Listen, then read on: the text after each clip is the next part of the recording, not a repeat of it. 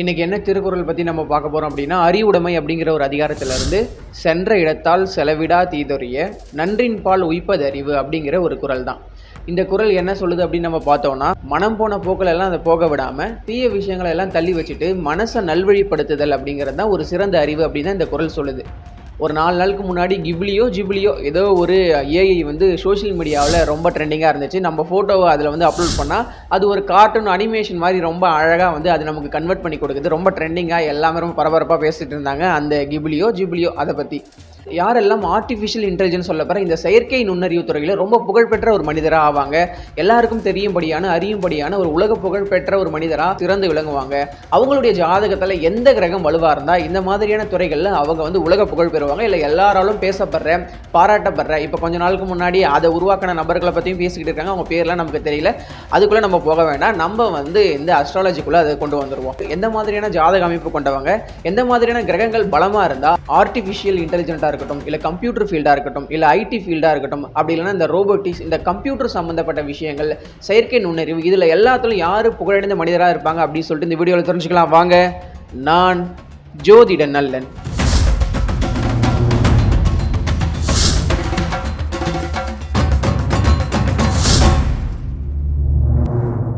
ஜாதகத்தில் இல்லைனா ஜோசியத்தில் கம்ப்யூட்டர் கணினி அப்படின்னாலே அதற்கு உரிய கிரகம் எதுனா புதன் தான்.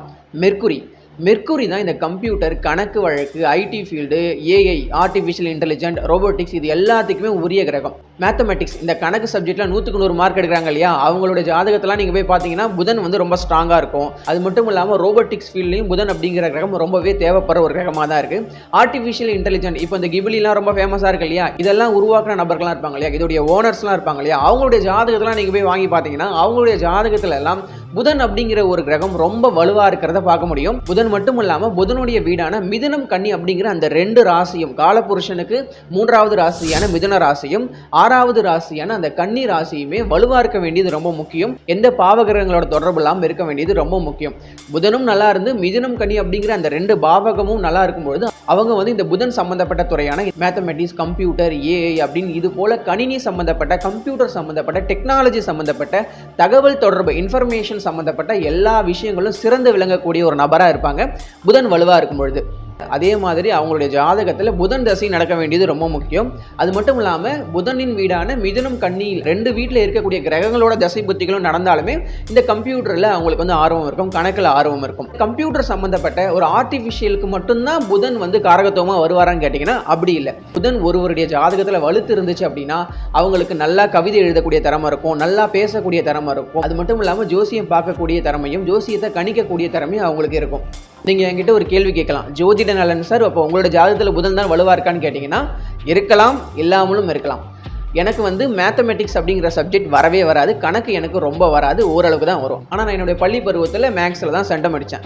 இது எப்படி நடந்தது அப்படின்னா, என்னுடைய ஜாதகத்தில் ஏதோ ஒரு விதத்தில் புதன் வந்து வலுவாக இருக்கணும். புதன் வலுவாக இருந்தால் மட்டும்தான் அவங்க ஜோசியத்தை பற்றியும் பேச முடியும், கவிதை எழுத முடியும், கதை எழுத முடியும், ஓவியம் வரைய முடியும், நல்ல மேடை பேச்சாளராக அவங்க உருவாக முடியும். அப்படின்றதுனால புதன் வந்து வெறும் இந்த டெக்னாலஜி சம்மந்தப்பட்ட விஷயங்களுக்கு மட்டும் உரியவர் கிடையாது. இது மாதிரி கவிதை, கதை, எழுத்து, இது எல்லாத்துக்குமே, ஜோசியம் உட்பட எல்லாத்துக்குமே உரிய கிரகம் புதன் தான். உங்களுடைய ஜாதகத்தில் புதன் அப்படிங்கிற கிரகம் வலுவாக இருந்துச்சு அப்படின்னா நான் மேற் சொன்ன இது போல விஷயங்கள், இது போல துறைகள் எல்லாம் நீங்கள் சிறந்து விளங்க முடியும்.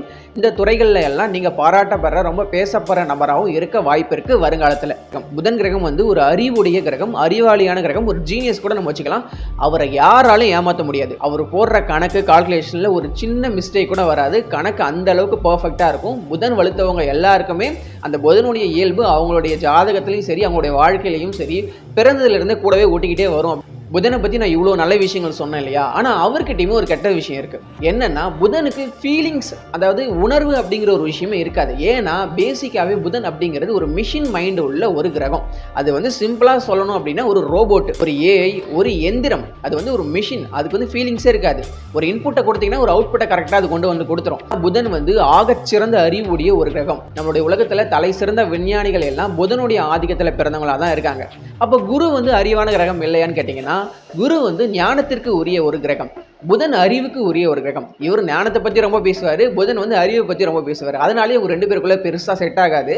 இந்த டாப்பிக்கில் நம்ம போக வேண்டாம், புதனை பற்றி மட்டும் நம்ம பேசலாம். ஆக மொத்தம் ஒரு ஜாதகத்தில் புதன் வலுத்து இருந்துச்சு அப்படின்னா நான் மேற் சொன்ன துறைகள் எல்லாம் நீங்கள் சிறந்து விளங்க முடியும், நீங்களும் வாழ்க்கையில் ஜொலிக்க முடியும் அப்படின்னு சொல்லிட்டு இந்த வீடியோ முடிச்சுக்கிறேன். நன்றி.